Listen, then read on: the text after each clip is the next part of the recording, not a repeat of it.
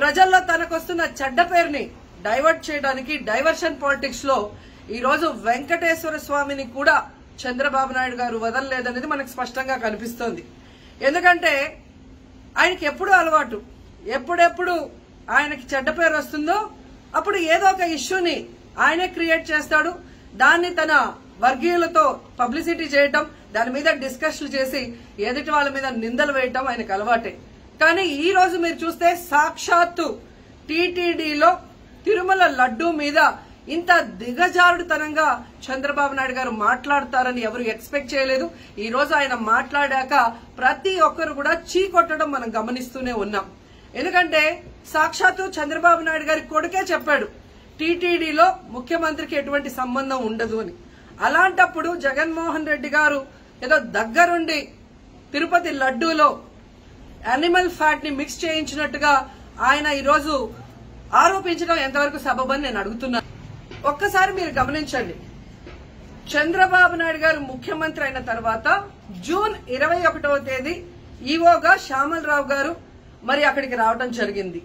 నెయ్యి వాసన చూస్తూ లడ్డూలో స్వచ్ఛమైన నెయ్యిని మేము వినియోగిస్తున్నామని ఆయన చెప్పడం కూడా మీరు అందరూ గమనించుంటారు.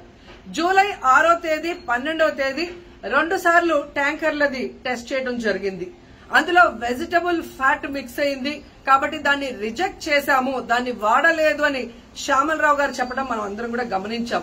అలాంటిది 2 నెలల తర్వాత ఇప్పుడు చంద్రబాబు నాయుడు టీటీడీకి సంబంధించిన దాన్ని టీడీపీ ఆఫీసులో ప్రెస్ మీట్ పెట్టి ఇలా యానిమల్ ఫ్యాట్ కలిసింది అని ఒక నింద వేసినప్పుడు దాన్ని సమర్థిస్తూ మళ్లీ శ్యామలరావు గారితో ప్రెషర్ పెట్టి ప్రెస్ మీట్ పెట్టించి ఎలా మాట్లాడిచ్చారో మీ అందరూ కూడా గమనించారు.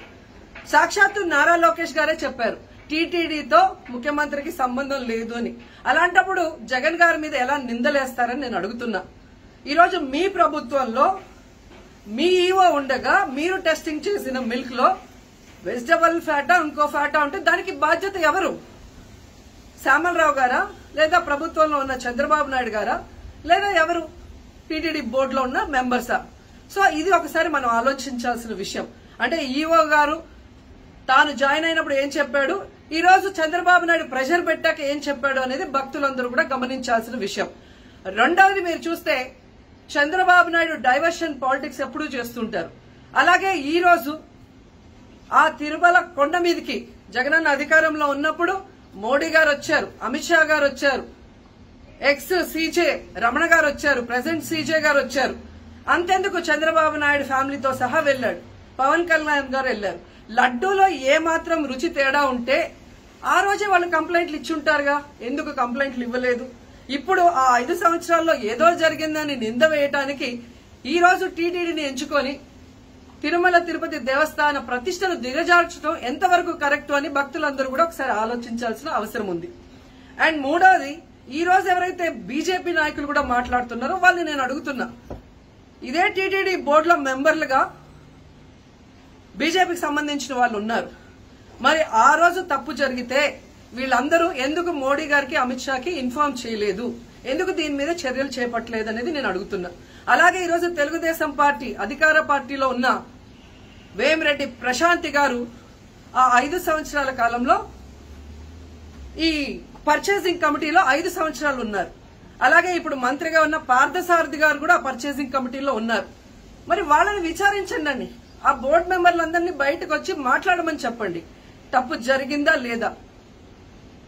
ఈరోజు ఇంతమంది గొప్ప గొప్ప వాళ్ళు తిరుమలకు పోయి లడ్డు తిన్నా జరగని తప్పు వాళ్ళ పర్చేస్ కమిటీలో ఉన్న వాళ్ళు జనసేన పార్టీ తెలుగుదేశం పార్టీలో చేరిన వాళ్ళని మాట్లాడకుండా కేవలం జగన్ గారిని టార్గెట్ చేసి మాట్లాడటం చూస్తే రాజకీయ లబ్ధి కోసం తిరుమల పవిత్రను భ్రష్టు పట్టిస్తూ ఈరోజు చంద్రబాబు నాయుడు చేస్తున్న నీచ నికృష్ట రాజకీయాలు అందరూ కూడా గమనించి ఆ చంద్రబాబు నాయుడుకి బుద్ధి చెప్పమని కోరుకుంటున్నా.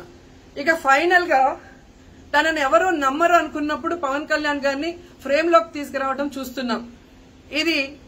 ఇది కూడా మనం అందరూ కూడా గమనించాలి. ఎందుకంటే ప్రాయశ్చిత్త దీక్ష చేస్తున్నానని పవన్ కళ్యాణ్ అంటున్నారు. ప్రాయశ్చిత్త దీక్ష ఎవరు చేస్తారు? తప్పు చేసిన వాళ్ళు చేస్తారు.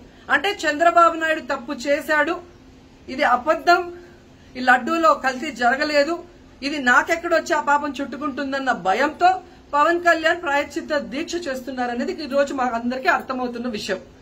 ఎందుకంటే ఈ రాష్ట్రంలో తిరుమల కొండ మీద 1000 కాళ్ల మండపాన్ని కొట్టేసింది చంద్రబాబు నాయుడు. దుర్గా గుడిలో క్షుద్ర పూజలు చేయించింది చంద్రబాబు నాయుడు. విజయవాడలో 25కు పైగా పవిత్రమైన దేవాలయాల్ని కూర్చింది చంద్రబాబు నాయుడు. పూజల్లో బూట్లేసుకొని పూజలు చేస్తూ అన్ని తొక్కేసింది చంద్రబాబు నాయుడు గారు. ఇలాంటి చంద్రబాబు నాయుడు కోసం ఎన్ని ప్రాయశ్చిత్త దీక్షలు చేసినా ఆయనైతే దేవుడు క్షమించడు. అలాగే హిందువులు కూడా చంద్రబాబు నాయుడిని క్షమించరు.